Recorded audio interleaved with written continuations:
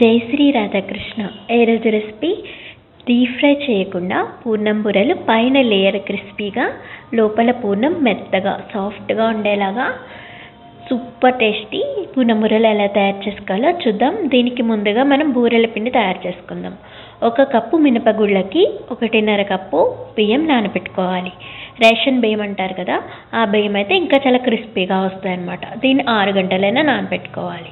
పిండి అనేది కన్సిస్టెన్సీ ఎలా ఉండాలంటే, బూరెలు వేయడానికి వీలుగా కొంచెం గట్టిగానే పిండి అనేది ఉండాలి. మనం దోశల పిండిలాగా కొంచెం లిక్విడ్గా చేసుకోకూడదు. చేత్తో పట్టుకుంటే బూర వేయడానికి వీలుగా కన్సిస్టెన్సీ, పైన కోటింగ్ అనేది వీలుగా ఉండాలన్నమాట. తర్వాత దీనికి పూర్ణం 1 కప్పు పచ్చిశనగపప్పు తీసుకుని శుభ్రంగా కడిగేసి 2 గంటలైనా నానబెట్టాలి. 2 నుంచి 4 గంటలు నానబెట్టుకొని, తర్వాత 1 కప్పు తీసుకున్నాం కాబట్టి 2 కప్పులు వాటర్ పోసుకొని కుక్కర్ పెట్టుకుని 2-3 విజిల్స్ రానివ్వాలి. పప్పు అనేది చాలా మెత్తగా ఉడికిపోతుంది అనమాట. ఎక్స్ట్రా వాటర్ ఏమైనా ఉంటే మనం స్ట్రైన్ చేసేసుకుని అప్పుడు పప్పు గుత్తితో కానీ మిక్సీ కానీ పట్టేసుకోవడమే. పప్పులో వాటర్ అనేది ఉండకూడదు. ఒకవేళ మనం కుక్కర్లో వాటర్ ఎక్స్ట్రా ఉన్నా కూడా వాటిని స్ట్రైన్ చేసుకుంటే సరిపోతుంది. లేదు వాటర్ లేకపోతే కనుక ఇంకా మంచిది. అది మెత్తగా నొక్కేసుకుని పప్పు గుత్తుతో మనం ఏ కప్పుతో అయితే శనగపప్పు తీసుకున్నామో అదే కప్పుతో సేమ్ కొలతతో బెల్లం తురుముకొని కొంచెం 2 స్పూన్లు వాటర్ పోసుకొని పాన్లో బెల్లం అంతా కరగాలి. బెల్లం అంతా కరిగి ఒక పొంగు రాగానే మనం మిక్స్ పట్టుకున్న పచ్చిశనగపప్పు వేసేసుకొని పాకం దగ్గర పడేలా కలిపేసుకోవడమే. దీనికి తీగ పాకం రావక్కర్లేదు. జస్ట్ మనకి బెల్లం కరిగి పొంగొస్తే సరిపోతుంది. తర్వాత 1/2 టీ స్పూన్ యాలకుల పొడి యాడ్ చేసుకుంటే మంచి స్మెల్ వస్తుంది పూర్ణం అనేది. తర్వాత 2 స్పూన్ల నెయ్యి యాడ్ చేసుకోవాలి. పప్పు అనేది దగ్గర పడే వరకు కలుపుకోవాలి. వాటర్ ఎక్కువైనా కూడా పర్వాలేదు. ఒక 5 మినిట్స్ కలిపితే పాకం అనేది దగ్గర పడిపోతుంది. శనగపప్పు వేసిన తర్వాత మొత్తం ఈవెన్గా కలిసిన తర్వాత 1/2 స్పూన్ అనేది యాలకుల పొడి వేసుకోవాలి. అప్పుడు మంచి స్మెల్ వస్తాయన్నమాట పూర్ణం బూరెలు. ఈ వీడియోలో మటుకు డీప్ ఫ్రై చేయకుండా పూర్ణం బూరెలు ఎలా వేసుకోవాలో చూపిస్తున్నాను. నేను ఎప్పుడైనా పూర్ణం బూరెలు వేసినప్పుడు ఇలా ఎప్పుడైనా పూర్ణం అనేది మిగిలితే ఇలా ఫ్రిడ్జ్లో స్టోర్ చేసుకొని ఒక 2 డేస్ ఈవినింగ్ పూట స్నాక్స్ కింద డీప్ ఫ్రై చేయకుండా పూర్ణం బూరెలు అనేవి తయారు చేసుకుంటాను. చాలా టేస్టీగా ఉంటాయి, క్రిస్పీగా ఉంటాయి. మీరు కూడా ఖచ్చితంగా ట్రై చేయండి.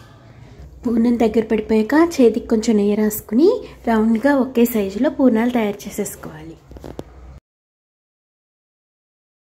మనం పిండి ముందుగానే రుబ్బుకున్నాం కదా, దాంట్లో కొంచెం సాల్ట్, కొంచెం షుగర్ కూడా వేయాలి. షుగర్ ఎందుకంటే మంచి కలర్ఫుల్గా వస్తాయన్నమాట పూర్ణం. కొంచెం నెయ్యి కూడా యాడ్ చేసుకోవాలి. నెయ్యి యాడ్ చేసుకుంటే చాలా క్రిస్పీగా వస్తాయన్నమాట.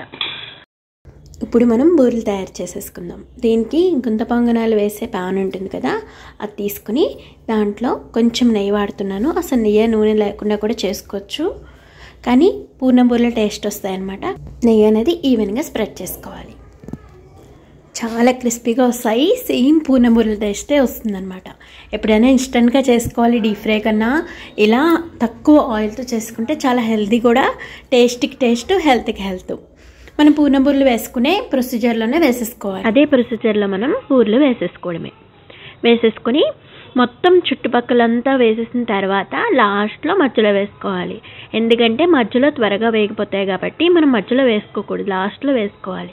పూర్తిగా వేసేసిన తర్వాత మూత పెట్టి ఒక 5 మినిట్స్ అయిన తర్వాత మనం వెనక్కి తిప్పుకోవాలి. బూరెలు అనేవి వెనక్కి తిప్పుకుంటే కూడా వెనకాల కూడా కాలుతాయి.